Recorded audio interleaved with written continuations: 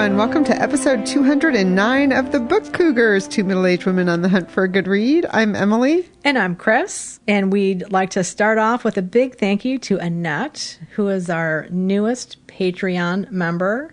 Thank you so much for your support, Annette. We really appreciate it. And we also appreciate those of you who are renewing for another year. This time last year, Patreon allowed us to make a change where people can pay annually if they want.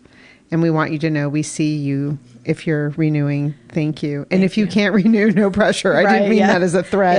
Yeah, because you could do the monthly thing, the annual thing, or nothing. Right, exactly. So we did a video over on YouTube/BookTube about our big summer challenge books. Sue Jackson does this every year, and longtime listeners know we participate in this reading challenge every year. It's so much fun.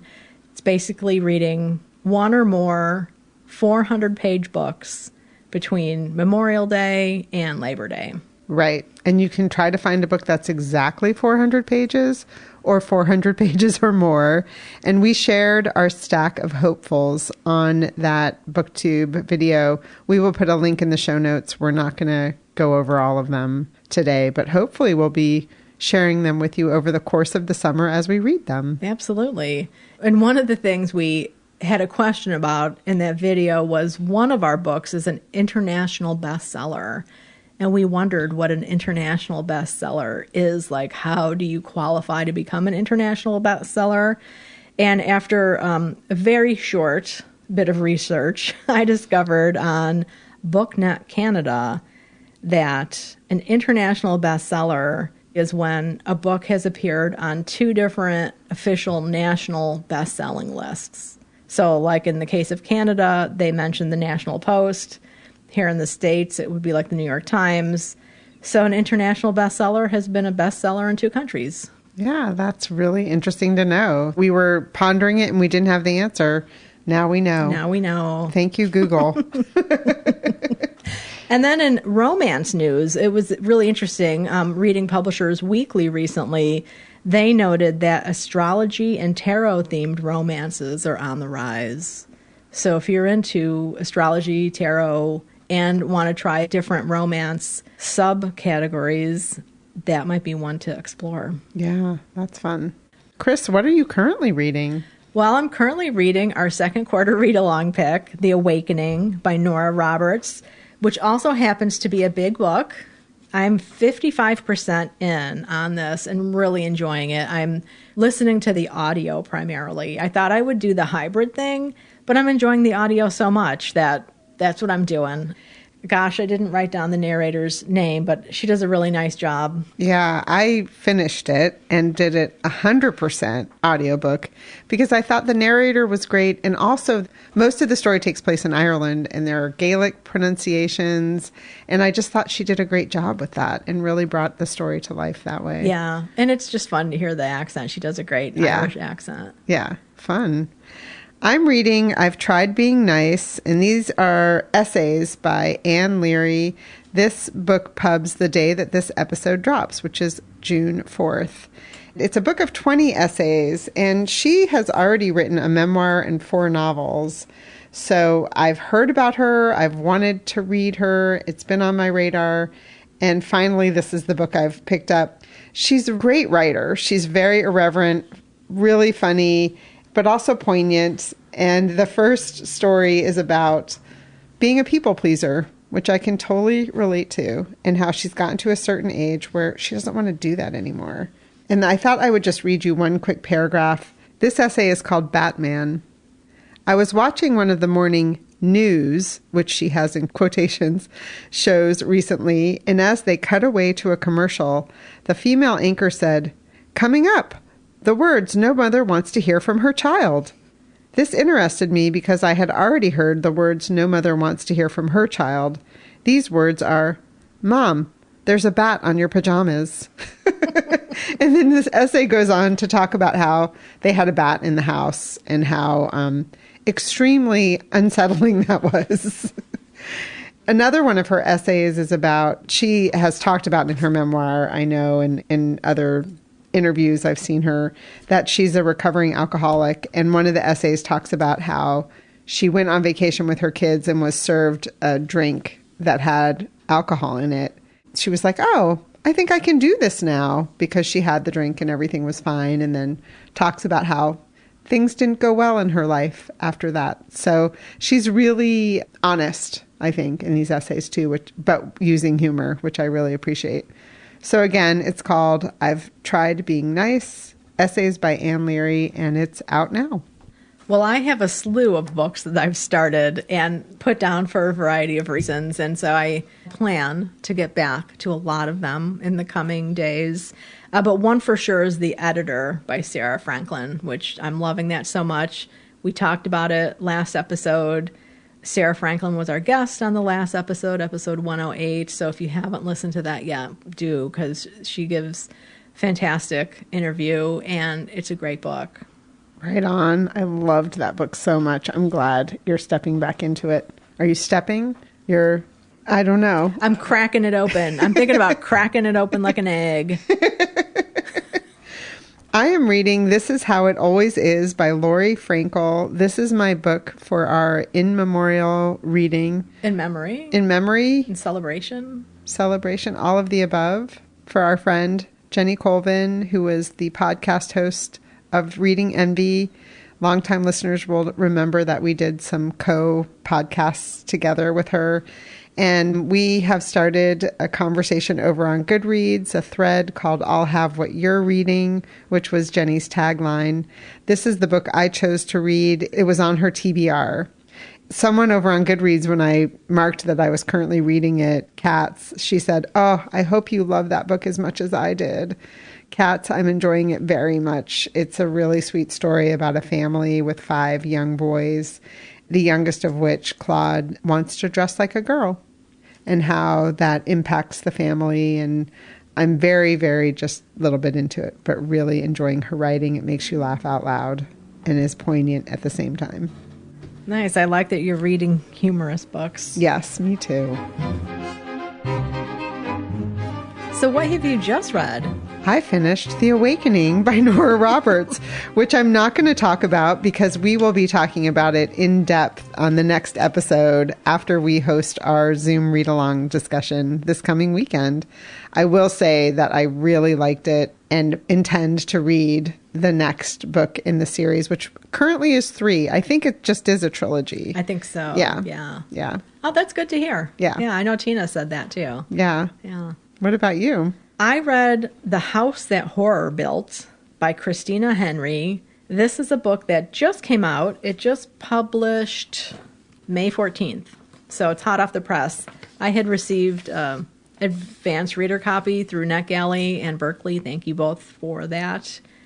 I assumed it was a horror novel, and that probably colored my reading a little bit of it. It's technically classified as mystery and thriller or sci-fi and fantasy, which I thought was interesting because it has paranormal elements in it. So thinking about it more as a mystery, it works a lot better than thinking about it as a horror novel. However, I have to say, I think this would be a really good read for people who are drawn to horror but don't like a lot of the grossness that can be in horror or the extreme terror that can be in horror. It's pretty low-key and manageable, what's going on. So the gist of the story is there's a woman named Harry who is a single mother.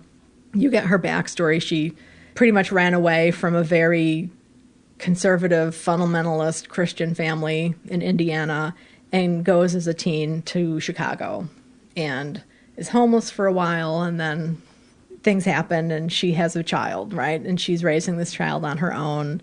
And it's just kind of towards the end of the biggest portion of the pandemic when things are starting to open up a little bit. She'd been working as a server, so everything was shut down during the pandemic, of course, and so she had no income.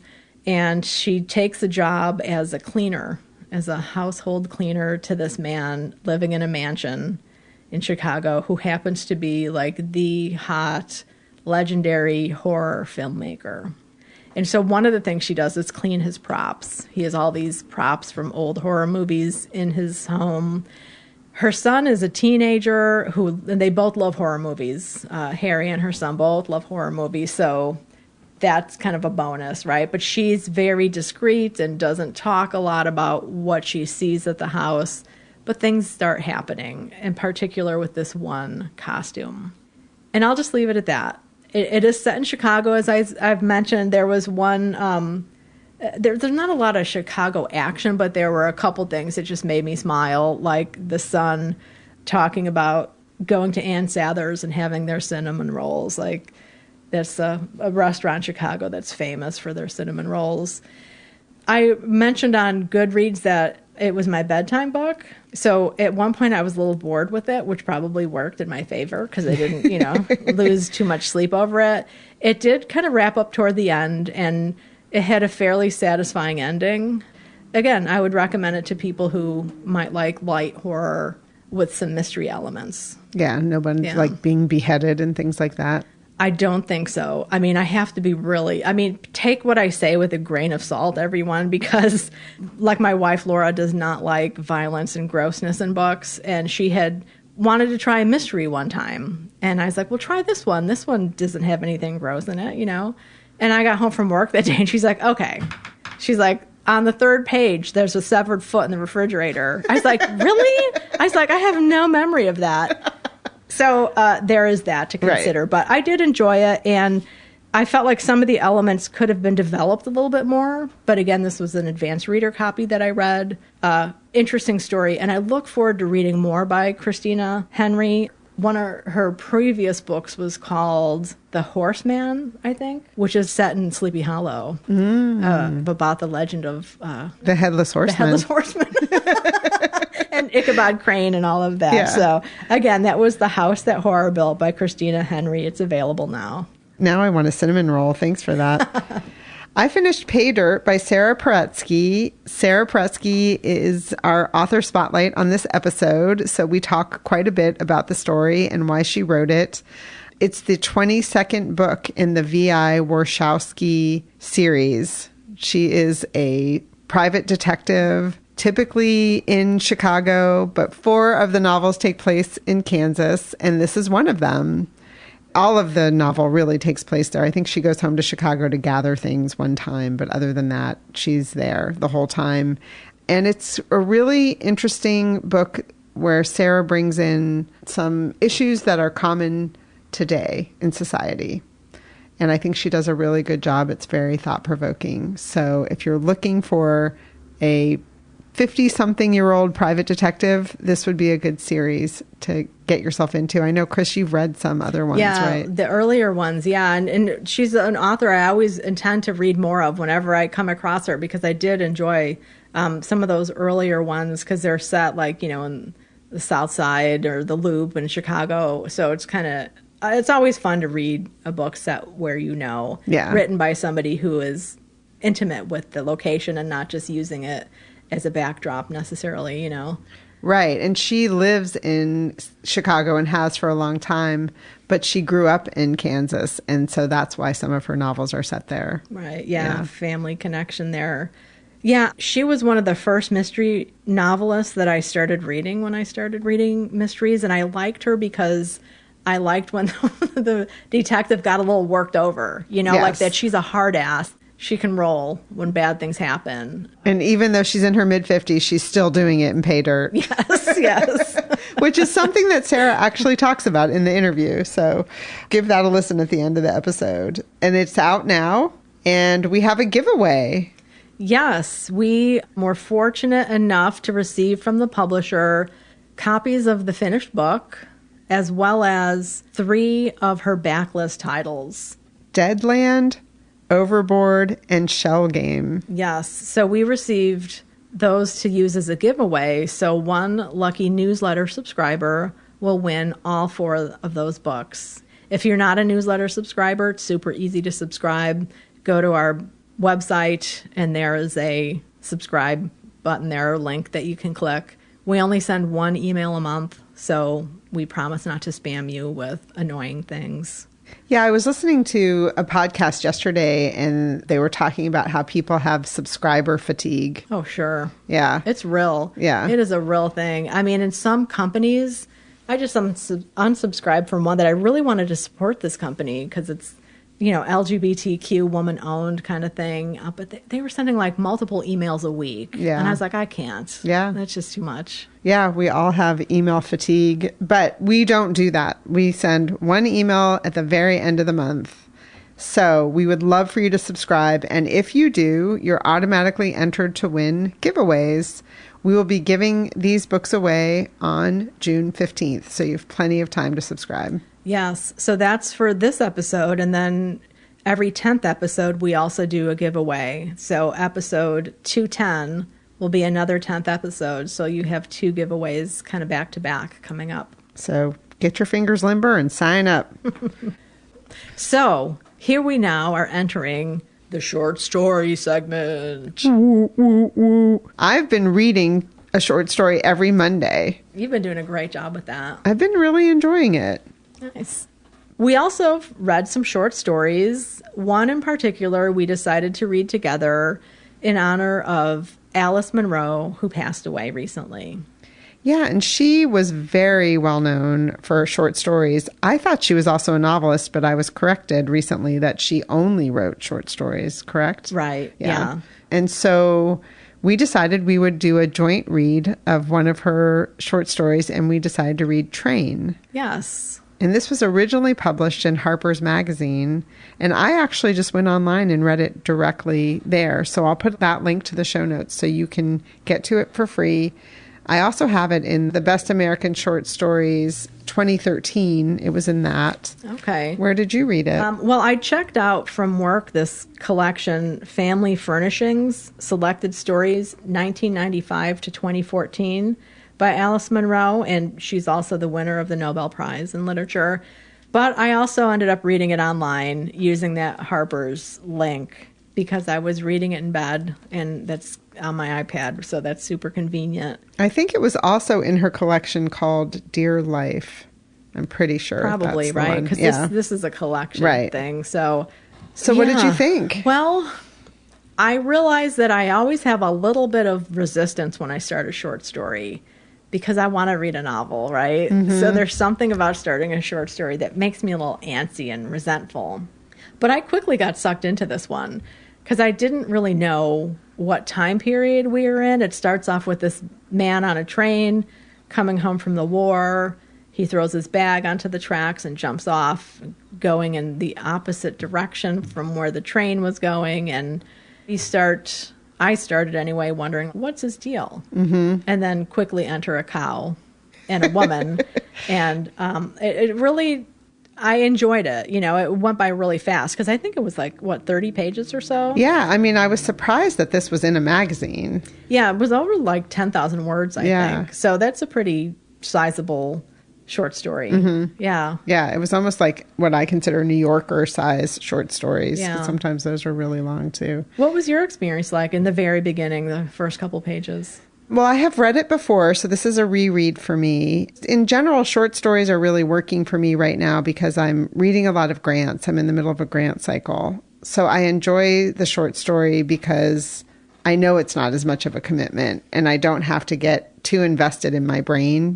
I know it's going to start and finish. Yeah. I can put it down. That's so good. That's so smart. I had a lot of resistance when I first started reading short stories because I felt I'm just getting interested and it's over. Mm-hmm. But now it's almost like a relief. I really want to read, but I don't want to have to remember what I'm reading tomorrow. Right? Or have the guilt of me in my situation, starting too many books and then not finishing any of them. And interesting. Or for me, it's also the guilt of I keep buying short story collections and not reading them. So this project that I'm doing is really scratching that itch. But anyway, so to get back to the story, as soon as I started reading it, I was like, well, I don't remember it from last time. So here I am, fresh start. And I found her writing really interesting because she doesn't really offer any backstory. You're just in it. The people are there. They're talking to each other. They seem very accepting of a stranger just came to my property and I'm going to welcome him. And he's going to become part of my life. And I just thought that was really interesting and also made me question how I would feel if that was my life. It was a different time, but Yeah. so I Different thought that time was and place, interesting. you know, that post-war, and she's all alone, right? And the house is practically falling down around her. But even then, you'd think even more she might be like suspect. I think we should encourage people to go out and read Alice Munro because she really is an artist when it comes to short story writing. And I personally think she's quite dark, at least from the one collection that I read. And this has darkness, this story. But a lot of it's unsaid, which is so interesting. And that's why I think she's an artist. Well, of course she's an artist, but you know what I mean? Like the art of using few words to paint a picture. Right. And then later, things happen that I didn't anticipate happening, right? Yeah. And what I expected to happen did not happen. And then there's some revelations about both of the characters later on that helps you see why they were like they were. Right. But I still can't believe some of the choices he made. So there's no backstory, but then she fills it in at the end. Is that the way to say it? Yeah. But it's not like necessarily an info dump. You know what I mean? In that way. Because like Emily said, she is an artist and her writing feels as open as the plains. You know what I mean? Like you just feel like, I don't know, I just imagined, and this is in Canada, but I just imagined like the house and the railroad and they're Mennonites in the area. So like it's country-ish. And I just had such a picture in my mind about the story. Not that the characters are simple, but they're portrayed without baggage, I guess, right? I mean, not even their clothing is baggage. Interesting. There's so few descriptors. I mean, it'd be interesting to reread it when it's fresh in your mind to see, like, how does she create images with so few brushstrokes, to use a painting analogy? Well, that's interesting you should say that, because one of the notes I wrote down was that she really uses white space. She'll have a paragraph and then white space and then one sentence and then white space and then a paragraph or dialogue or something like that. And I was like, oh, that's really interesting that she does that. Yeah, because this story, it's like 20, 30 years, if not more. It starts post-war, so it starts in the 40s, and it's up until at least the late 60s, I think. Yep. Did it motivate you to want to read more Alice Munro?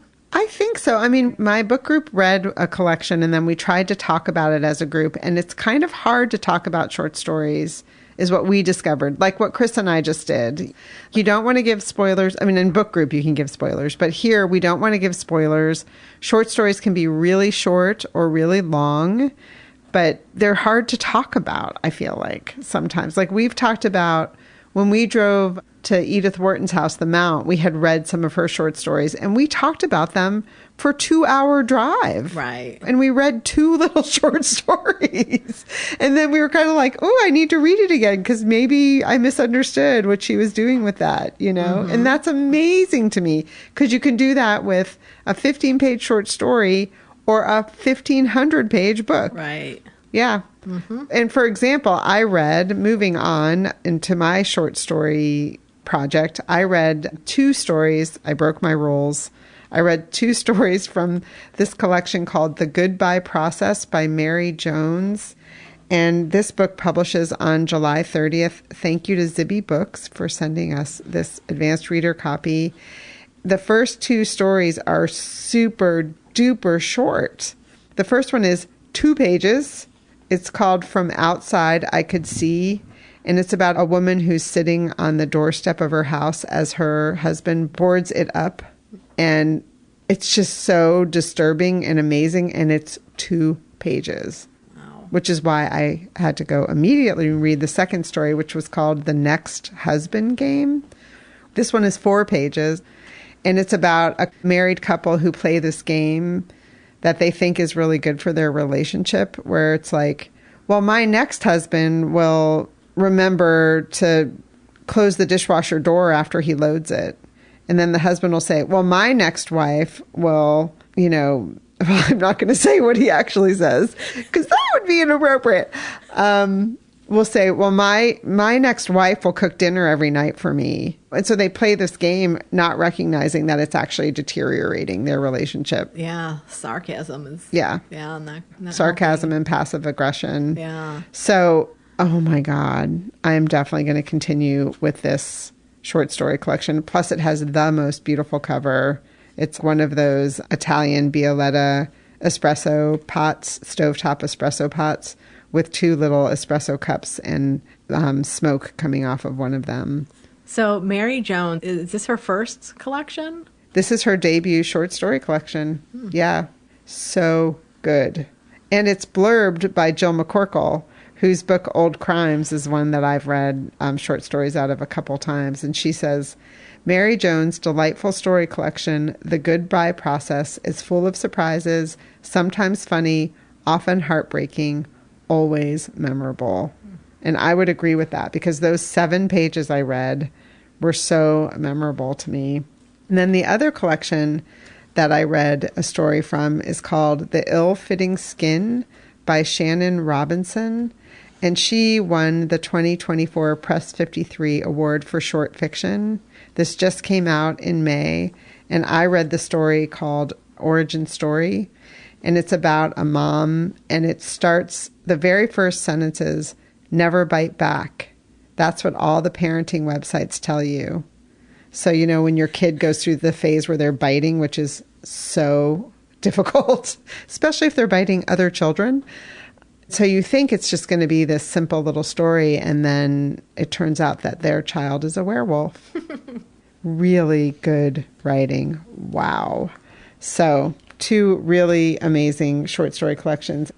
All right. Well, I also read another short story, one by Willa Cather. Ardessa is the name of it. It was published in 1918. And, you know, come to think of it, Cather isn't nowadays known necessarily as a short story writer. People usually think about her novels more than her short stories. So reading her stories has been really interesting. And this one is about a middle-aged woman of the old school of doing business who initially helps her boss who buys this magazine. He's wealthy from out west. She helps him understand the social aspects of who all of these writers are and people, like who she needs to pay attention to, who can wait, who could not be seen, all that kind of stuff. So she comes from this old school where it's more about the relationships between people, and the business world is changing to be more about efficiencies. And she looks down on the girls, in quotation marks, who are doing the work. She thinks they're crude. I don't want to give any spoilers with this story. I read it twice. And the first time I read it, I thought, well, that was a good, interesting story. There were a couple of things that stood out. The fact that Becky is the name. She's one of the young women who's really wanting to learn as much as she can. And Ardessa is happy to push work off on her that she herself should be doing. This backfires on her. But Becky is Jewish. She's equated to pretty much being, I think, a black servant or a slave even. The way she's treated and she's called a savage, a young savage. And that was even in the caption of the story as it was published in the magazine back in 1918. But in the context of the story, she's actually referred to as a Kafir girl, which is ethnic slur. And there's this whole conversation about her asking if she could wear white shoes to work. So, I mean, it's kind of a complex story in some ways. Maybe it's not complex. Maybe it's blatant. And I just think it's complex. But, you know, the way she does this and the way she's making Becky not have access to whiteness, it's really a story that shows how the old school tries to keep white supremacy in place by comparing itself against all these other cultures. So it's interesting, and it's clunky in some ways because she mentions so many different traditions, you know. It's interesting because both of us are talking about rereading stories. Being someone who's like, I don't reread. I really don't reread novels at all. I have several times as I've been doing this short story project, reread the short stories as soon as I've finished them. Mm-hmm. And it just goes to show kind of how hard it is sometimes to discern what they're trying to say in such a short piece. And so easy to go back and reread it because it is short. Right, yeah. And you think, did I think what I thought was what they were writing? Right. Or did I make that up? And so rereading it doesn't take much effort at all. It was interesting to go back and look at it more in terms of the racial stereotypes and then also the misogyny, because the men don't do much work in the story. It's the women doing all the work, specifically the Jewish women and the black women. They don't even manage. It's a particular woman in the office who's pretty much doing the personnel management type stuff. So I like the story. You know, one of the things I'm realizing through doing this challenge is how Cather's style had evolved. And I was thinking about her later stories where, in her novels, where, you know, she believed like less is more. Like there's too much in stories. And so stripping it away and having it almost be as bare as a Greek stage is the way to go. And this story was published kind of late in her short story career, but early in her novelistic career. So I'm fascinated now to start reading what's come after this story, because critics have also said she wrote this for money. And I can see that now and not get defensive and be like, yeah, she did. She needed to pay the rent. Right. And people do. Yeah, exactly. Artists included. Yeah. So anyway, that was Ardessa by Willa Cather. Right on. So what biblio adventures have you been on, Emily? I went to a couple really great biblio adventures by myself, and then one that was a joint jaunt that we'll talk about also. So I went to R.J. Julia Booksellers just down the street in Madison, Connecticut to see Tom Straw in conversation with our mystery man, John Valeri, about Tom's new novel called The Accidental Joe, The Top Secret Life of a Celebrity Chef. John did a great job asking questions. It was a really fun conversation. And it also helped that Tom Straw is very funny and has had a lot of experience as a television writer. He's just really entertaining. So The Accidental Joe was inspired by Tom's love of Anthony Bourdain. And also he and his wife travel a lot. And when they travel, they like to eat, which I can totally relate to. And they also even do cooking classes when they go abroad. So one day he was running and he had this thought, what if Anthony Bourdain had actually been a CIA agent? Because what a perfect cover. He traveled all over, quote, looking at food, you know, and cooking and things like that. So that was the little seed that was planted one day when he was running. But then, of course, he had to write a novel about it. He talked about how the first draft was actually in third person omniscient, and it was just blah. It wasn't going anywhere. So he rewrote the entire thing in first person and then added that like breaking the wall thing where the narrator talks directly to the reader. So that sounds really fun. I have not started reading it, but I want to. I intend to. And he also announced that night that the second book in the series, Hangry Globe, he had just finished. Oh, one of the other things, Chris, that I thought you might like is he was talking about how lovely the mystery community is, you know, mystery writers. And he said he and his friends hide little things in their books that are like meta inside jokes for each other, whether it be how they name characters or a place they go or something like that. I thought that was fun. Yeah. So it was a really fun event. You were missed. Oh, one other thing I did want to say is this is published by Regalo Press. I think that's how you pronounce it. And they have a charitable arm. So they allow the authors to choose a charity that they want some of the proceeds, a percentage of the proceeds to go to. And because of what this book is about, Tom Straw chose World Central Kitchen, which is such a great organization. Yeah. Oh, that sounds really good. And that whole thing about putting little things in the book for your friends, it's like, then you'll know if they read the book. Right. That's true. That's really true. I didn't think that would have been a fun question. Like, have you ever realized, like, my friend told me they read it, and then I said, and then, she never said anything right. about the blah, blah, blah. Right. Exactly. And John Valeri wrote a really nice review of this book over on Criminal Element. So I'll put a link to that review in the show notes as well. Yeah, I was bummed to miss that. I was working. Yeah, sometimes we got to do that thing called work. Yeah. Well, our joint jaunt was a lot of fun. This was on a night that I didn't have to work. So we went to see Sandra Yanone's poetry reading at the Acton Public Library in Old Saybrook. It was such a great reading. It was lovely because what she did was invited 3 friends to join her. She would do some of the reading, and then she'd introduce her friend, and then the friend would stand up and say how she knew Sandy and why they chose the poems they wanted to read, and they would read the poems. Yeah. It really mixed it up. It really did. I've never been to a poetry reading like that before, and how lovely it was. I've known Sandy for a long time. Back in the day when I was at the University of Nebraska in Lincoln, she started a poetry reading series there that met on Fridays. I should have remembered what a good reader she was, you know. And when I said to her afterwards, like, God, that was a really great reading. I love the flow of it. She's like, yeah, well, I've been doing this for a while, Chris, you know. Like, I have a little experience. Yeah. And she was a director of a writing center at a university out west, too. So she has a lot of experience with education and I think presenting. And it was really beautiful because her father owned a stained glass studio, which is what a lot of the poetry is about. And she brought some of the stained glass lamps, and they were reading underneath this beautiful floor lamp that had a beautiful stained glass, you know, shade on it. It was really lovely. Yeah, so her new collection is called The Glass Studio.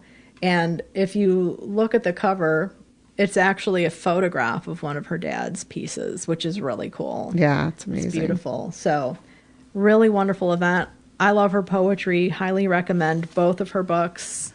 And we'll put links in the show notes. And I should also say, too, like Sandy's from Old Saybrook originally and is living in Old Saybrook again. So, it was a bit of a homecoming for her to have the event at her childhood library. Yeah, really lovely. I also went to an event in Westerly, Rhode Island at the Westerly Library, and this was in partnership with Bank Square Books in Mystic. I didn't realize it when I signed up for it that the name of the event was called On Writing, a panel discussion with authors on their craft. So it was really speaking to people about writing. So the room was filled with a bunch of writers, which was really cool. And the authors that were there were Laura Ehrlich with her set of short stories called Animal Wife, Anne Hood with her novel The Stolen Child, which is a historical novel that just came out. Vanessa Lilly was there with her novel Blood Sisters. We've both read that novel, and we met her when we were at the Lou Ann Rice event. Yeah, really enjoyed that one. And Deborah Goodrich Royce with her novel Reef Road, which I really enjoyed. And Deborah kind of was the moderator for the event. She did a great job of asking a question, kind of answering it from her perspective, and then passing the mic on to the other authors. I could talk about this event all day. I won't do that because we have, you know, a timeline here. But it was really, really good. And I'm not a writer. I just thought they did such a good job of... I just wanted to stop you about saying you're not a writer. I try to write. You are a writer, Emily. Fine. Okay. Thank you.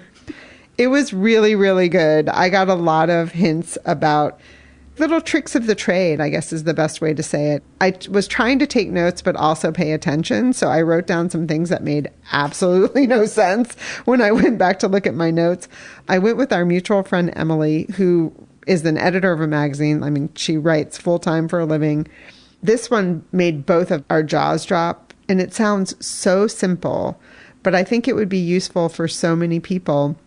Anne Hood said that one of the best pieces of advice she's ever received was from author Alice Hoffman.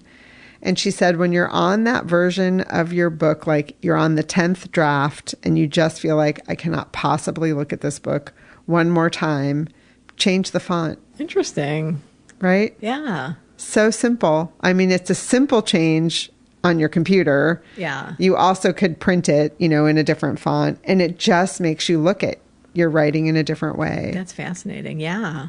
And it's funny because I'm working on grant analyses right now where I have to do a lot of writing, and I will often take a piece of writing and put it in a different document to look at it that way. But I've never thought, oh, also change the font, and then maybe it'll spark a little something in your mind. Interesting. Yeah. So that was a fun takeaway. And then someone else, they were talking about being genre writers. And one of the authors said, genre is about setting readers' expectations. And she likes to write to subvert those expectations. And I thought that was a fun way to say that. Ann Hood, she was the older one of the group, and she talked a lot about fun little stories. And one of the things she talked about was being a very young writer. And she was an international flight attendant at the time. But when she was home in New York, she was auditing a class at NYU that was a writing class. And she didn't pay to be there, but her writing got attention. And the professor called her to come to his house. And her boyfriend at the time was like, I don't think that's a very good idea, And she was like, well, I'm just going to go and see. And her boyfriend said, well, I'm going to stand outside the window. And this is like some tall apartment building in New York City. But, if you need help, like, I don't know, open the window and wave. I don't know what the plan was. But she said she got there and his wife answered the door. And right away, she felt very comfortable. And he brought her back to his office and said, I really want you to focus on your writing. You're a writer. You've got what it takes. There's a spot left in the Breadloaf residency, and I want you to go. And that is like the residency that writers try to get. She said, I had no idea what he was talking about. And he was like, it's a 2-week residency. And she said, well, I can't do that. I spend all my time on flights saying, do you want chicken or beef? And he was like, really, this is an opportunity of a lifetime. So she said, I called work and said, I have the flu. I'm going to have it for 2 weeks. And she went. And that's where she met people like John Irving, who was making pizza in the kitchen and throwing out advice to her. And it completely changed her life. That's amazing. Yeah. Wow. Yeah. I mean, Cather taught at Breadloaf one year, and Sandy Yanone went to Breadloaf as a writer. Wow. Yeah. So Breadloaf is the theme. Yes. That's really interesting. Oh, and then one of the final takeaways was the author saying it's really important to find your people, whether you go to a residency like that, which they all admitted was hard to do, or go to a conference, which can be expensive, or even if you just have a writing group that you write with or one friend that you write with. And Vanessa Lilly piped in and said, yeah, like basically your family doesn't want to hear endlessly about the characters in your book. You have to find somebody else who will help you. So that was really funny. And Lily also recommended The War of Art, Break Through the Blocks and Win Your Inner Creative Battles by Stephen Pressfield. Yeah, I read that one. Did you? Do you agree? It's interesting. Mm-hmm. Yeah. I mean, it's been a while since I read it. Mm-hmm. I don't know if I appreciate all the battle imagery and the antagonisms with art and stuff like that. But I think depending on where you are and how you're looking at it, I know it's been a very popular book for a lot of writers. She said it's very short. It's under 200 pages. And what she was saying is like when she hits a roadblock, she's all about craft and go get a book, go get something that will help you. And she said she could recommend probably at least 50 of them, but that's the one she recommended. Yeah, it'll get your butt in gear, that's for sure. Yeah. And then the last thing that Vanessa Lilly said that I wrote down was that she attended an RWA, Romance Writers of America conference where Nora Roberts spoke. And she said her takeaway was that they take their craft very seriously. So I thought that was interesting that she threw in a little thing about the romance genre.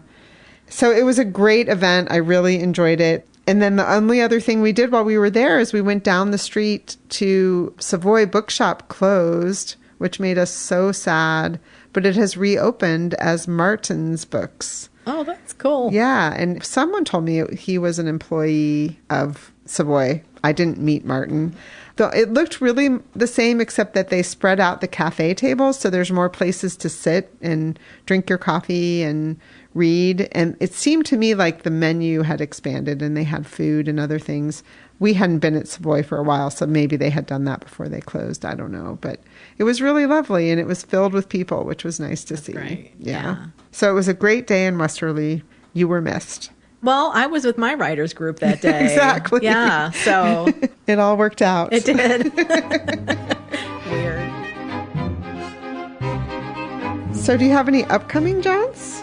I do. I have a work meeting on Friday in Bridgeport, Connecticut.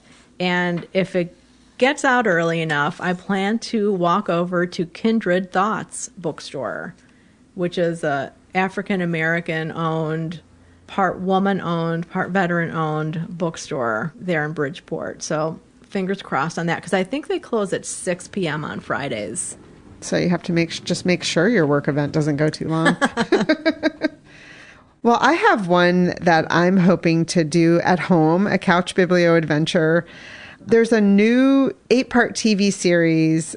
It's an adaptation of Scott Turow's Presumed Innocent that's dropping on Apple TV in early June, or maybe I think it's mid-June.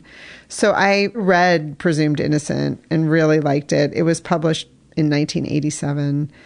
There's a movie also that came out in 1990 starring a very young Harrison Ford and Bonnie Bedelia. And I want to watch that movie and then watch the TV adaptation. So I'm going to do a little Presumed Innocent-a-thon. Very cool. Really excited. And then I'm also hoping, fingers crossed, I don't know if this will work because of my work deadline, but Sarah Franklin, the author of The Editor, is going to be in conversation with Kathy Gunst Tuesday, June 4th, the day this episode drops, at Harvard Bookstore in Cambridge at 7 p.m. Reminder that Sarah was our guest on episode 208. The Editor is out now.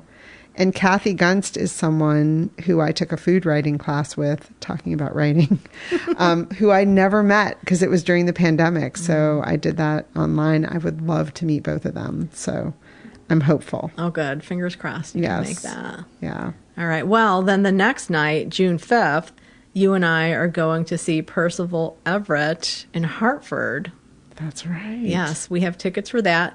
They were going to have it at the Mark Twain House, but then there were so many tickets immediately snapped up, they are moving it to a larger location.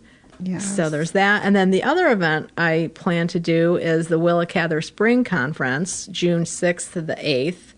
It's in person out in Red Cloud, Nebraska, but for years now they've had an online element via the Whova app, which is really good. I enjoy that. So for the last couple of years, I've been saying, next year I'll go in person, because I haven't been to the spring conference in decades. And every year something comes up, right? Or, there's a conflict of some kind. So my new philosophy is to say, I'm not going to the spring conference next year. Maybe I'll never go again. And then hopefully I'll trick the universe into making it happen. I guess that's not reverse psychology, but it's similar. Well, I'm reverse psychology on the universe. Yes, on your on the manifestation. So you went, since I've known you, you've gone once, but was it not for that conference? It was for something else? Yeah, so every year they have the spring conference, which is in Red Cloud. But then every second year they have an international conference. And that was the one I went to when it was in Virginia. Oh, that's what I'm thinking of. Okay. They have those in different locations that have been significant to Cather's work in some way. Last time it was in New York City.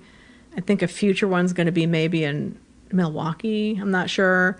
And they've done international. They were in Ireland. They've done France. So Cather got around. She sure did. So traditionally, and I think this might be changing a little bit. I'm not 100%, but the spring conference is traditionally more for like scholars and readers. It's more relaxed and not as heavily academic, although there is that. And then the international conference is more academic in a lot of ways. And then they also have a journal that's put out based on some of the essays that are presented or some of the papers that are presented at that conference. So, I knew you'd gone somewhere. So, Chris, do you have any upcoming reads? Oh, gosh, I do. I'm so excited to dig into a couple of these books. Let me see. Let me get my stack over here.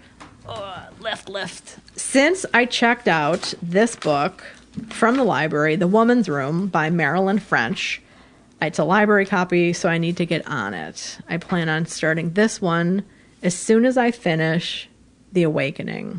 And that is one of your big book summer reads. It is, indeed. Yes, I had a fun time talking about that on that video that we did. And then another book, I checked it out of the library, but I'm not 100% if I'm going to read it. I'm certainly going to flip through it. This is one where it's like, oh, good, he did it, so I don't have to. It's by Alec Wilkinson, and the title is A Divine Language, Learning Algebra, Geometry, and Calculus at the Edge of Old Age.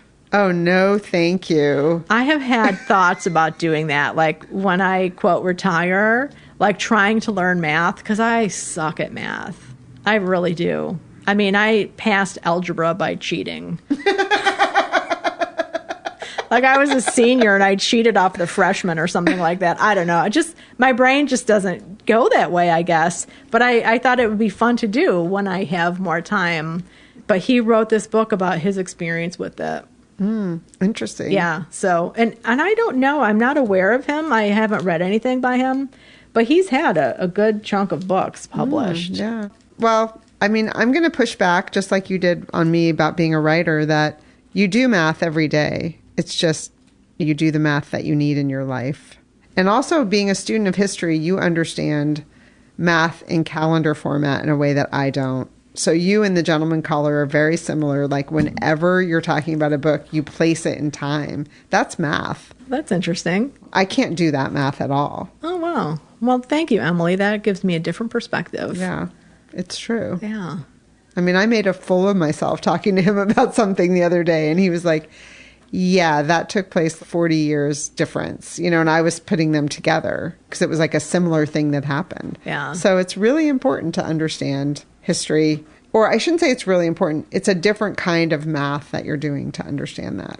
Well, it's so interesting to me. Like some of the things, like geometry, spatially, I'm really good. Like I have that engineer mind about space, which I don't have at all. Yeah, but the math, yeah, it's interesting. Weird. I love that meme that was going around a while ago that, it's a picture of a smartphone with a calculator app open, and the headline says something like, my teacher said, you need to learn how to do division and multiplication because it's not like you're going to have a calculator in your pocket all the time. And it's like, well, sorry, Mrs. Teacher, I do now.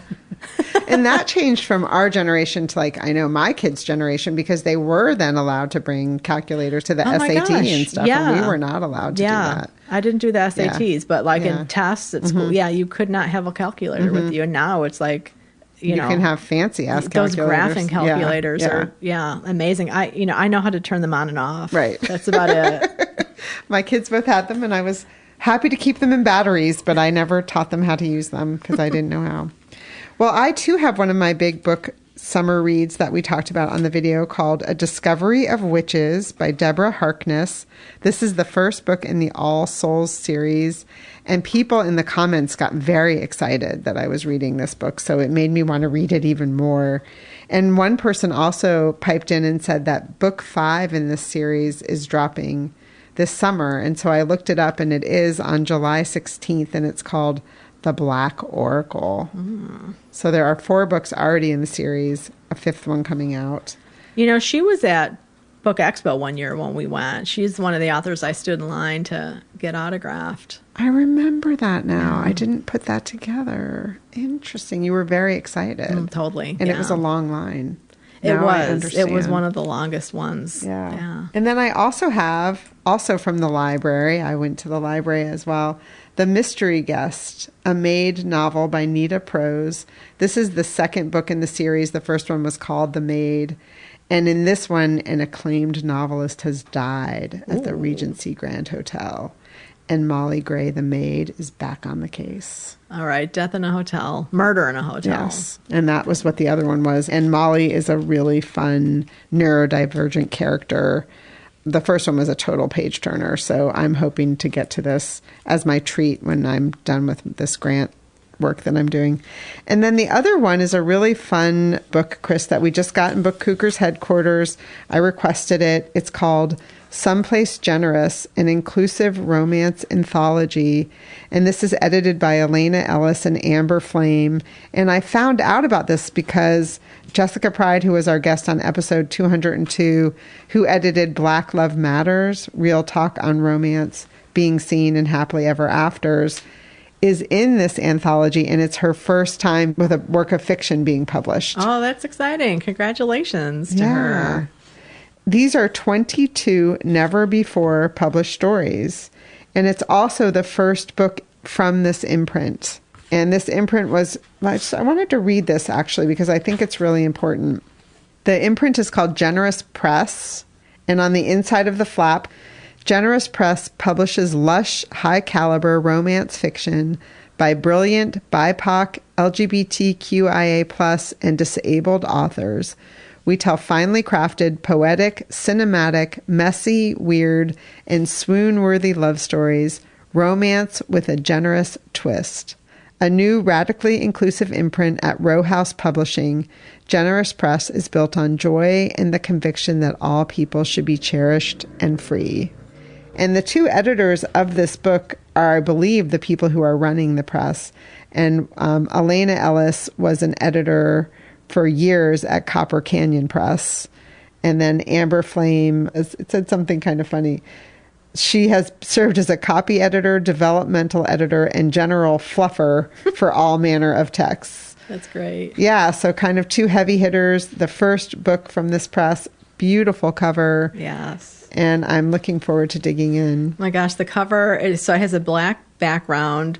The print is a shiny gold, and then it has this beautiful hand holding very colorful flowers. It's delightful to look at. It's really pretty. And they have, I think, by the time this episode drops, their first event on the book tour at Ripped Bodice in Brooklyn. Awesome. Yeah. Very cool. Yeah. Okay, Amber Flame. Mm-hmm. Is that her real name? Because that is a kick-ass name. I believe so. Yeah. I mean, I wouldn't know how not to know, but I know, that's what's on there. Amber Flame. I love that. Yeah. As opposed to I don't know, Chris Flame. That just, like her parents had. A good idea. Good. I was going to say good. It's not a sense of humor. Anyway. Well, isn't Amber the name that your parents were thinking of giving you because of that book? Or Forever Amber. Yeah. Well, just the amber and is a color, and then the flame, amber. Mm-hmm. Yeah. Anyway. Play on words. Totally. In the Out Now category, I believe these are from episode 200, where the authors recommended books to us. My favorite thing is Monsters, Book 2 by Emile Ferris, Service by Sarah Gilmartin, Anna Bright is Hiding Something by Susie Orman Schnell. All of those are available now. And coming up next is our conversation with Sara Paretsky. We are so honored that she was able to come on and talk with us. She's such a legend. We hope you enjoy our conversation with her. Happy reading! We are pinching ourselves because we can't believe that we are sitting here talking with New York Times bestselling author, mystery legend, and social justice advocate Sara Paretsky. Her 22nd V.I. Warshawski novel, Pay Dirt, was published last month. The first novel in the series, Indemnity Only, was published in 1982 and was a groundbreaking work in the mystery genre. In 1986, Sara launched Sisters in Crime to help advocate for women mystery writers at a time when most women depicted in mystery novels were either victims or vamps. Prior to writing mysteries, Sara volunteered as a community organizer in Chicago during the 1960s. She earned a PhD in history from the University of Chicago and an MBA from the Booth School of Business. It was during her subsequent successful decade working in marketing that Sara started writing the V.I. Warshawski series. She has also published short stories, 2 standalone novels, and several nonfiction books, and continues to work for social justice through her Sara and 2 Sea Dogs Foundation. Welcome, Sara. Thanks very much, Chris. It's good to be with you. Sara, it's so nice to have you here. Chris has read a couple of the V.I. Warshawski novels. This is my first. I was so excited to read Pay Dirt. And we really do want to talk to you about Pay Dirt. There's so much to talk about this novel. But we thought it would be fun if you could take us back to when you were writing Indemnity in the 70s and 80s and how it came to be. Okay. Well, it's not an exciting story, but I will try to make it brief instead of the long, unexpurgated version. I have been a lifelong reader of crime fiction, really, since I was in my teens. And I grew up in eastern Kansas. Rex Stout, who was famous for his Nero Wolfe series, had lived in the same county that I grew up in. And so his were probably the first mysteries that I read. But as I grew into a young adult, and second wave feminism also swept me up at the same time, I began to see that the way that women were depicted in crime fiction was just a continuation of the way that women were seen in society, that if you were sexually active, you were just by definition wicked.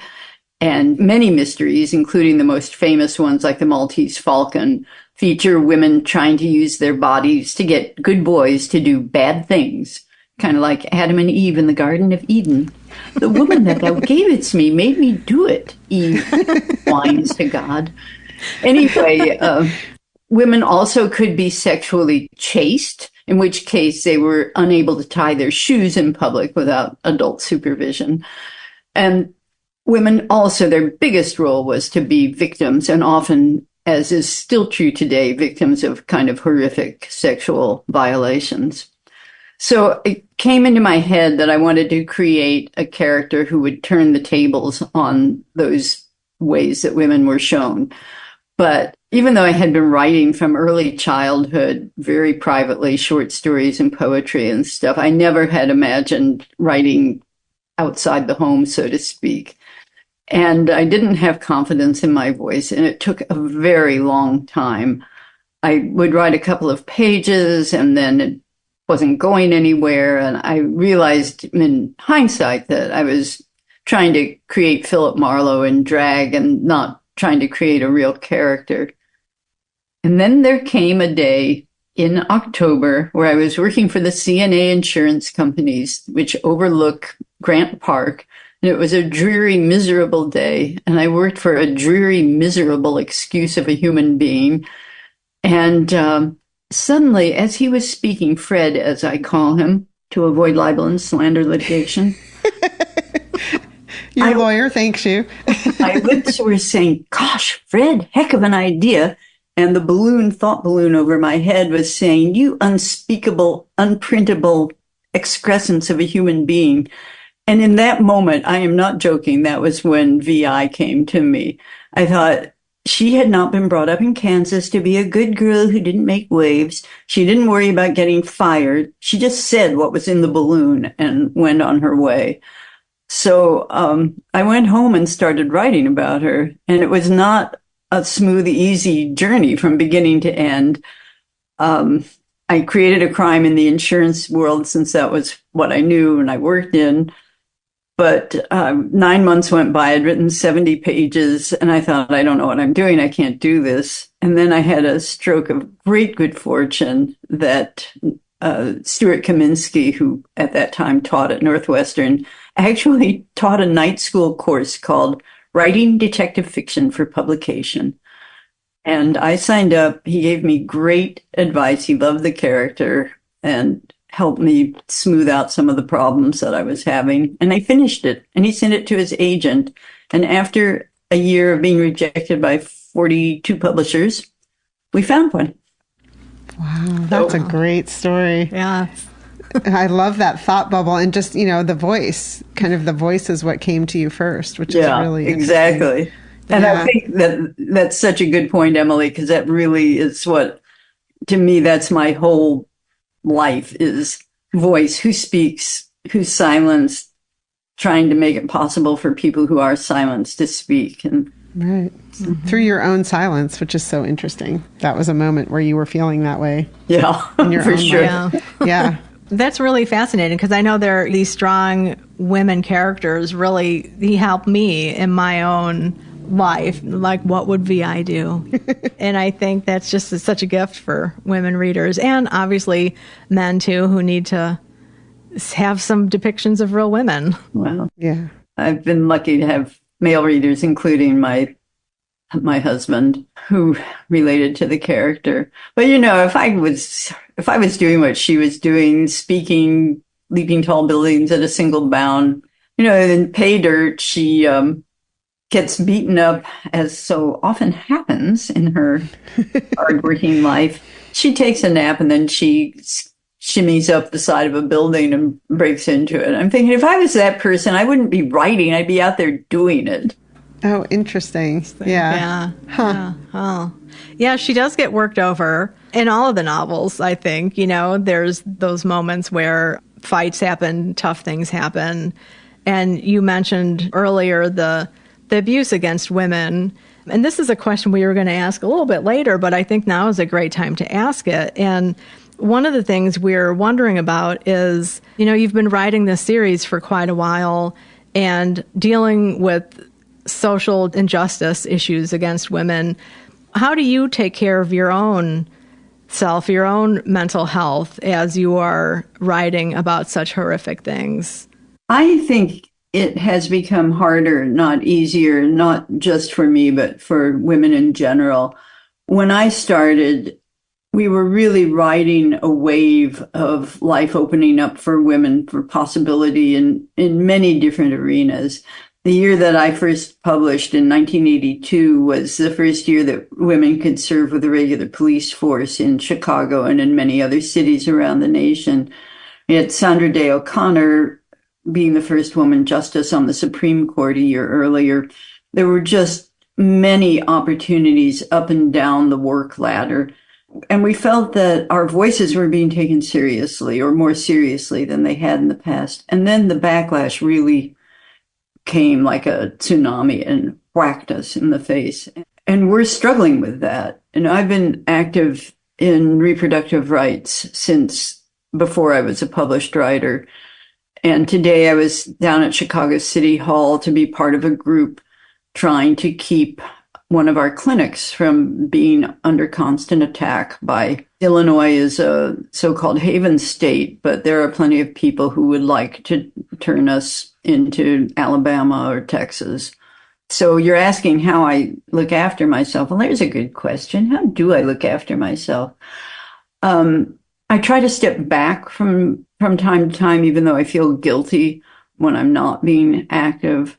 But I have a beautiful garden where I can sit, and even though it's in the middle of the city of Chicago, I have it's a backyard. It's an urban backyard, but it's been turned into a beautiful garden.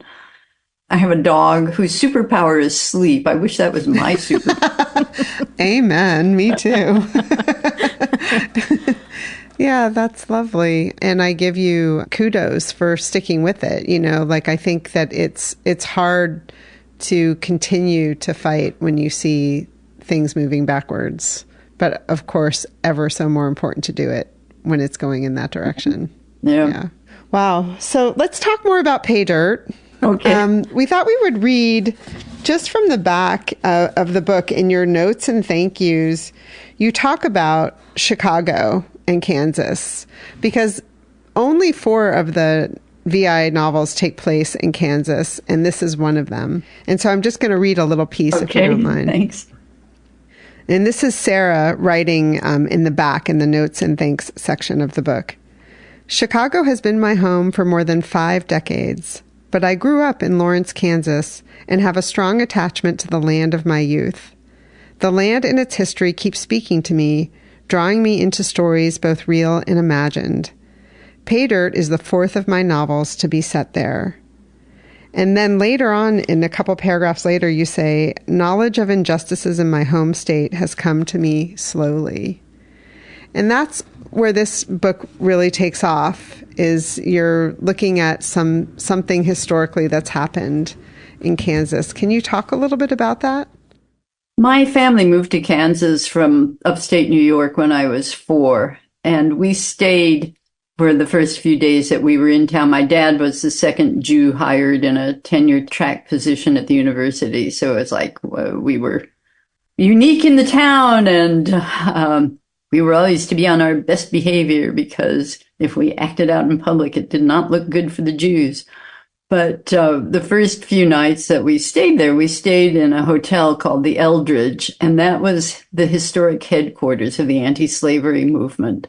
When I was 4, that didn't mean anything to me, but as I grew up, it began to feel like, yeah, from my very first days in this town, I was connected to abolition and all the good guys and doing the right stuff. We celebrated the centennial of the town and of the state while I was in middle school. And, again, it was like, gosh, this was exciting. We did such a great job. And we girls put on crinolines and acted out. The anti-slavery women sewed bullets into their skirts to smuggle them past the slavery forces that controlled access to the state. So then as I got into high school, I realized the town was segregated and my parents were actively involved in fighting that. And then I moved to Chicago and didn't really think more about it until I started learning through really the Black Lives Matter movement, so very late in time, that Kansas was a free state, but that didn't mean they were an abolitionist state. It just meant they didn't want slavery in the state. So that was kind of like, how did I get to be as old as I was before that hit me between the eyes? But the worst thing that happened, I mean, the most terrible thing that I learned, not the worst thing that happened to me, but the most shocking thing that I learned was from reading a book. I reference it there, and I think it's called This Is Not Dixie. So he went into newspapers, and back in the historic past, every little town or county had a newspaper, and there were a lot of black newspapers and white newspapers that were telling different sides of the same story in the same towns and counties. And he found that between the end of the Civil War and 1935, and I don't know why he stopped in 1935, he found that there was a lynching of an African American someplace in the state at least once a week during that 70-year period. His point, in a way, was, stop thinking that racism and segregation and lynch mobs and wrenching people's property away from them, stop thinking that that was a Southern thing. It was a national thing. And the South was like a convenience that we could all pretend it only happened in one place, but it happened everywhere. It just made me feel that I needed to write about it. And I would say this is the hardest book I ever wrote. The issue is emotional and shocking and painful, but needed to be addressed. But really, what was really hard was to try to tell a story around it, as opposed to, and furthermore, you must never, kind of being either on a soapbox or writing what he had already done, which was a look at that history. So I went back to the beginning on this book. I wrote this book from beginning to end. I have 9 drafts, and what you have in front of you is the 9th draft. But I would say of those 9 drafts, 5 of them were completely different versions from beginning to end. The other 4 were like, I could use pieces here and there. Wow. That's fascinating. I want to ask you, but I'm sure you don't want to talk about the details of those. But, it would just be so interesting to hear about. I guess you can't really talk about it because you'd be giving spoilers for this book. Well, it's not just that, but I don't really remember now why I chose X instead of Y. I think what really made this version come to life for me was not the issue that I was writing about. It always has to be about people. It can't be about issues. For me to find it interesting to write about and for readers to find it interesting. And there's a character in the book named Trig. That's his nickname. Maybe because he's trigger happy. Nobody ever really knows why he's called Trig. He appeared in the first draft that I wrote, and he was just a kind of a stick figure. But as time passed and I kept going back and reworking it, I suddenly started remembering when I was an undergraduate at the University of Kansas, there were people who just could not leave the town and could not leave the campus. And if you've ever lived in a college town or a college neighborhood, you've probably seen this. They never graduated or they never were able to move on to a job. And Trig is one of those people. And he just started taking on, and they often, as he did, would wear, which always seemed funny to me since I was at school during the Vietnam War and the Vietnam War protests. And some of the protesters who were consistently at every protest would wear these army fatigues, even though they had never served. And, the big hair and everything. And so he just started inhabiting that world of people who just are misfits their whole life and then can't leave the school. And so he helped make the book come to life. Interesting. Yeah, totally. Yeah. Well, another thing in the book is the issue of critical race theory. Yeah. I don't know if we want to jump into that right away, but, you mentioned, you were just talking about history and digging up history and learning about things that were deflected into other areas of the country. And critical race theory plays a part in this novel. So we were hoping you could talk a little bit about why it's threatening for some people in ways that are maybe not immediately obvious. I think writing this book, I mean, I say this kind of ironically or jokingly, but it isn't a joke. But, I get it. I get you don't want to know mean, ugly, nasty stuff that took place, that, life would be so much easier to have this anodyne version of reality.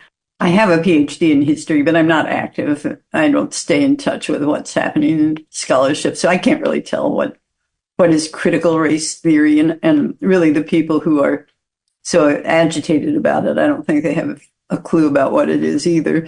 But the role it plays in the book is just because people are agitated about it without knowing what it is. So I have a young woman, she appeared in a previous novel in Fallout, and she is a social studies teacher, and I created an imaginary fictitious community outside the town of Lawrence in the county, but Lawrence does a lot of things really well, and I didn't want to be picking on the stuff that they do really well. So I have this separate school district. And Katie, her name is Katie Perrick. She's a social studies teacher there. And she puts together a class, which is what I would have done if I'd ever been teaching middle school or high school history, is, you start with your own family and your own history. How did you end up in this place? And where did you come from? And what's your history? And I think once people think about their own lives, then they can start attaching it to bigger historic events, and the historic events then just aren't out there as something that has nothing to do with you. And so you don't care to learn about them. Anyway, so she's doing a section on Kansas history and where your life intersects with Kansas history. And suddenly there are protests, as there are in so many places, like, you're not teaching our children to respect the white settlers who really made this county and this state what it is.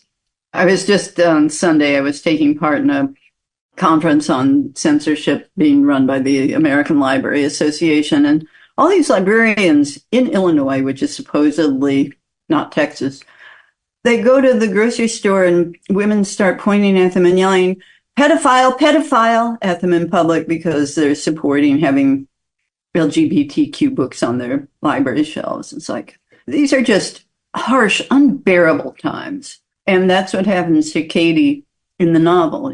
She's not even interested in rocking the boat particularly. Yeah. One of the scenes I really appreciated was early on in the book when VI is in Kansas to see this women's basketball game, the college basketball game, because one of the star players is going to be setting a record. And so her goddaughter asks her to come. And so they're all outside after the game. The players are signing autographs for some of the younger girls who are there. And, these are their heroes and they're having a good time. And then all of a sudden a father rushes up and is angry and grabs his daughter and says, "You're not going with her." And it's just deflated. Like the girls' enthusiasm and good time is just completely deflated. And I thought, I've been in situations like that, where you see a parent acting out and not realizing the harm that they're doing, not only to their own child, but to other people's children. Mm-hmm. And I just thought that was really well done. Oh, thanks. Yeah, one of the things that I've started wrestling with more in the last maybe 5 novels, we're so lighthearted about violence, we crime writers. People get beaten up or shot or killed or whatever, and then they just bounce back. The archetype was Philip Marlowe, Raymond Chandler's famous detective. He gets concussed and comes to in his car. He always has a pint of rye in the glove compartment. Well, you shouldn't be drinking a pint of rye when you're concussed, or really anytime you're behind the wheel of a car. But, that was then. This is now. But it's similarly, you've been assaulted in a horrific way, and then you just bounce back in the next chapter. You're doing what you're doing, and I can't take it anymore. And I'm actually taking a break from VI because struggling with all these issues in pay dirt, it did me in, and I don't have the wherewithal emotionally right now to go back and think about how to continue to do this. But lately, she does not use a gun. And that has been true for about 6 years now. No one has ever commented on this. I don't think readers have noticed this. But I took a pledge. There's an LA writer named Eric Beatner, and he kind of put it out there for some of us noir writers to see if we could write without using a gun. And it is surprisingly easy. She still has her gun. She goes target practicing. She keeps it in shape, but she does not carry it or use it. The violence, and I start the book with this, and I realize I've confused readers because they think they're missing a book where the action in the first chapter sets the scene for why VI is just exhausted and needs a break. But she witnesses a violent death. They're seconds too late to stop a violent death. And it does her in. She stops working. She stops eating. And, VI is a hearty eater. There are many women detectives in contemporary fiction who are anorectic, essentially. Like Elizabeth Salander, who's so widely admired and adulated in The Girl with the Dragon Tattoo. She's not even 5 feet tall. She weighs 88 pounds. She has no body. She has no shape. She's a boy, not a girl, physically, and when you look at her. VI has a body, but she stops eating. She can't deal with it. She stops everything, stops working. And the trip to Kansas is meant to kind of help her transition back into getting more involved in life. And I just think, I don't know what else to do, because the level of violence that we're experiencing as a country and really in the world, you can't make a game out of it anymore. And in a way, murder mysteries are game books. And I love them. I enjoy reading them. It's still my favorite reading. But as soon as I come on a graphic description of sexual mutilation, violation, I am done with that writer, Yeah, I've had that experience too recently with some, highly acclaimed books, and I just can't go past certain scenes anymore. The violence against women is just too much. Yeah. Yeah, I don't mean to make light of this at all, but we choose a read-along theme every year, and we do quarterly read-alongs with our listeners. And this year we chose romance, which has been a surprise to us, and I think a surprise to our listeners. So what was your favorite romance that you read in your read-along? Oh, gosh. Well, we're only on our second one. The first one we read was by Beverly Jenkins called Indigo, which is a historical romance. And next we're reading one by Nora Roberts. Neither of us have ever read anything by Nora, so we'll check in with you about that. We're not experts, but part of what's interesting about, it is a very important genre to the industry and keeping the lights on in the publishing industry.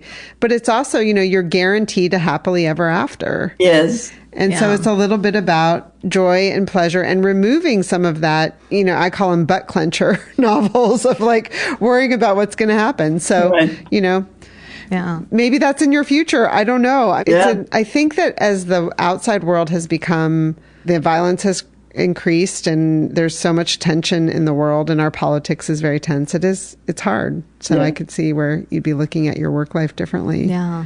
May we be nosy and ask what you're working on next, or are you still kind of looking? Oh, no, I am working. I'm not working very skillfully yet. And I realize that this is just how I work. I write and throw out and write and throw out. But I'm working on a book I have a woman named Lily. I don't have a last name for her. She may never have a last name. She was a CIA agent, and she served in a country called Hayalistan, which is Turkish for imaginary country. And she's retired now. She was forced into retirement. She's about my age. And for complicated reasons that I'm not going to take time to go into, because also those reasons will change as I write and rewrite. But she realizes that the CIA did something very naughty in Hayalistan. And she starts doing podcasts about it, and the CIA decides that they have to kill her. So the book is how Lily survives being targeted by the CIA. So I'd written 150 pages, and then I realized that what I had was sort of a travel log about Hayalistan. I had so much fun with it that I realized that I'd didn't notice I wasn't actually telling a story. I was just explaining, Hayalistan has all these clans. It's an Islamic country, but the clans still are important. And Lily had an affair with one of the snow leopards. And see, there's your romance. Right. Yeah. So how do you write? Do you use pen, paper, or are you a computer user? I'm straight into the machine. Okay. I do a lot of note when I'm working on trying to figure out what's going on or what's wrong or who the characters are. That I do all by hand. Everyone has their own fetish. I like these Strathmore, big Strathmore wow, look at that. things. And then I'm just writing, and then I tape the pages together. And Oh, very cool. Wow. Oh, well, it's like a big storyboard. Yeah. sort of. I guess it's sort of a storyboard. I work slowly. I write fast when I know what I'm writing, but basically I work slowly. So then I read what I've written and put the action in columns so I can remind myself what was going on. Oh, that's great. Yeah, cool. All right, this is a completely unfair question to ask you, and you may not want to answer it, but do you have a favorite Chicago bookstore? Do I have a favorite Chicago bookstore? I am very lucky to live a 10-minute walk from the Seminary Co-op, which is, it's not a seminary bookstore. It was just, I didn't belong to it. I didn't go into it for my first 2 decades living in Hyde Park because I thought it was a religious bookstore. They called it that because it was in the basement of a theological seminary. That was where they rented space. But it's one of the big indies with 100,000 plus titles. And then I live on the South Side, Women and Children First. The original owners, I'm still very close to them, and it's still a wonderful bookstore. But because, it's 15 miles, but you know what it's like. 15 miles in Chicago is an hour. Yes. 15 miles in Kansas is 10 minutes. Right. Yeah. So I don't Very go there different. as often as I should to support them, but they have a pretty substantial support base. They do. Yeah, so their first location, I remember going to their first location. On Armitage or Halsted? Yeah, I don't remember. I was going to ask you where it little was. hole in the wall. Yeah, with creaky wooden floors and everything. And then that area became really trendy. They couldn't afford the rent, and they were really smart where they moved to, because it became both a yuppie neighborhood and with a significant gay and lesbian population too, and it's really thrived there. Yeah, very cool. Thank you for answering that question.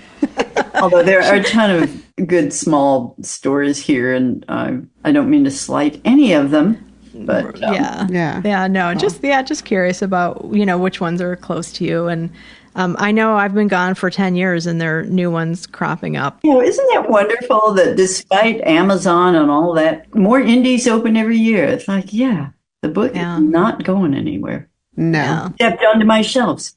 Yeah, Right, look at exactly. that. Beautiful shelves. Yeah. Are a lot of those books behind you mysteries? Or No, this is mostly my fiction. My office is on the 3rd floor of my house, and I keep all the fiction on the 2nd floor because that's what I would spend time going through and reading. And this is just reference books and my Black Studies section and my Jewish Studies section and stuff like that isn't going to tempt me except when I need references. That's a good plan. Yeah, nice. Could we ask you one final question about Sisters in Crime? Sure, you can ask me anything. Okay. And remember, I'm a fiction writer, so I might make it up. Oh, the truth comes out. Never believe these interviews you listen to. Yeah, Well, you're a founder of Sisters in Crime. I am. So can you just tell us a little bit about why you started it and maybe what your role is there now? My role there now is on the sidelines applauding a very activist and amazing group of younger women who are running it now, and I think are doing a fabulous job. When I started it in 1986, March of 86, Hunter College put on the very first conference on women in the mystery. As far as I know, nobody had ever gathered us together. I was a very new writer then. I'd published 2 novels, was working on my 3rd. And March of 86, I was on a panel talking about, I have no impulse control. It's my biggest handicap in life. But I was on an awards panel for private eye novels. And I talked about a particular book that was really, the whole storyline was about rape. And I said I didn't know what to do with the book because I couldn't burn it. That's against my religion. I didn't want to give it to a used bookstore because I really didn't want anyone else reading it. And I didn't want it on my shelf. So I was like, it was just this conundrum. And now I don't know what I did do with it in the end, actually, because I no longer have it. But the word got out in a very garbled way that I advocated banning books and burning books. And so I started getting calls from people. We're talking decades before the internet and email and so on. So I started getting calls and some snail mail saying, did you really say you were going to burn a book and ban a book? And then these conversations then would segue into what the experience was of women who were writing crime fiction. And I'm sorry, this is a very long answer to the question, but it's not a simple question with a simple answer.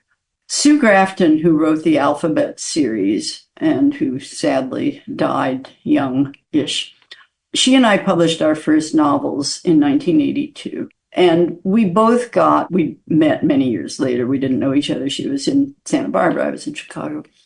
But we both got great reviews, not very good sales, but a lot of recognition. And it wasn't until I started having these phone conversations, which started with, what had I said, what had I done, but moved into me asking people about their experience, that I learned that my experience and Sue's experience was very unusual.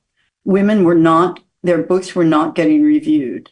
And if your book is not getting reviewed, it's not just that no one knows to buy it, but libraries, which in those days were the lifeblood of fiction, of the whole industry.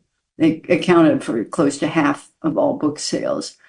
You had to be in 2 nationally juried publications for most libraries to want to put your book on their shelves. So women were staying in print for 1 book, and they were one and done. And there were other things. There were just microaggressions all the time about what you were doing. This was a hobby for a woman, not a job. And it was just constant. It was really ugly and unpleasant. So Flo Kennedy, great civil rights lawyer, she used to say, don't agonize, organize. And the biggest conference in the mystery world, named for the New York Times critic Anthony Boucher, the Boucher Con, is held in the fall of every year. And that year, I organized a breakfast for every woman writer I knew. In those days, I didn't know a lot, but there were not quite 30 people who RSVP'd. And I held a breakfast at the Boucher Con to see if people wanted to organize, because I thought we either do something about this or we shut up. And the energy was really powerful. And that was the origin of Sisters. And so the 30 women who came to that breakfast, when I got back to Chicago, they started sending me more names, and I started writing and, explaining what we were trying to do. And then we did a questionnaire on what people's top priorities were. And really, reviews were the number 1 priority. So the first project we did, there used to be a publication called the Drood Review, which just covered every crime novel, thriller, etc., published in a given year. Jim Huang, the editor, kindly gave us a list of everything published in 1987. And then we just did grubby work. We went through 200 plus publications that included book reviews, and we tallied against the books that had been published in that year. And we found that a book by a man was 7 times more likely to get reviewed in a national publication than a book by a woman. And so that was our first activist mission, was to start addressing that imbalance and that injustice. And then the organization grew from there.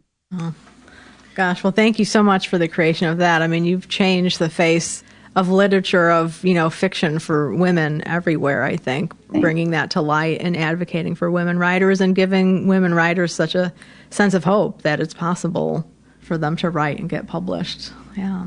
Yeah, sometimes I sit here, I'll be 77 in 2 weeks, and I think, what have I really done with my life? And did I really do that? But I really did do that. Yes. Yeah. And we appreciate it.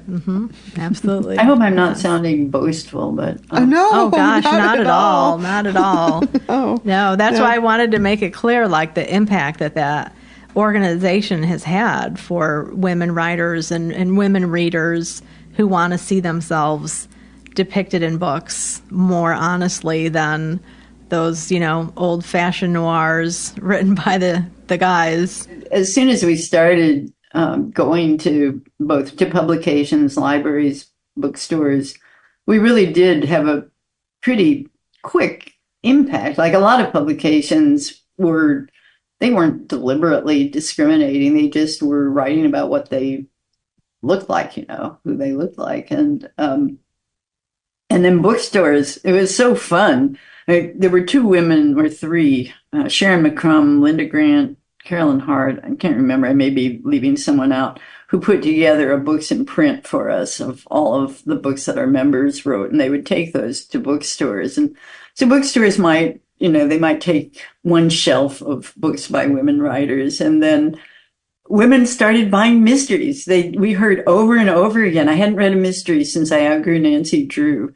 And so then there would be a shelf, and then there would be a whole wall. And then pretty soon we were just writers. We weren't just segregated into this. So it happened pretty fast, and it was pretty exciting. Yeah, absolutely. I remember those books of checklists of, women mystery writers, and you have the woman, her name, and then all of the books, usually in chronological order, so you could check them off. And I think it just became, there are too many women and so many books, and it became impossible to print books like that anymore. And I know you can find things like that online now. Yeah. Yeah. So, well, this has been wonderful to talk with you. Yeah. Thank you, Emily. Thank you, Chris. Thanks for listening to The Book Cougars with Chris Wallach and Emily Fine. We'll be back again with another episode in 2 weeks. Until then, come chat with us on social media, Goodreads, or email us at bookcougars@gmail.com. If you'd like to help support our podcast, please tell others about us, leave a review wherever you listen, and consider becoming a patron. Even $1 a month is a big help. Learn more about that on our website, bookcougars.com, where you'll find the show notes for this and all of our past episodes. Thanks, everybody.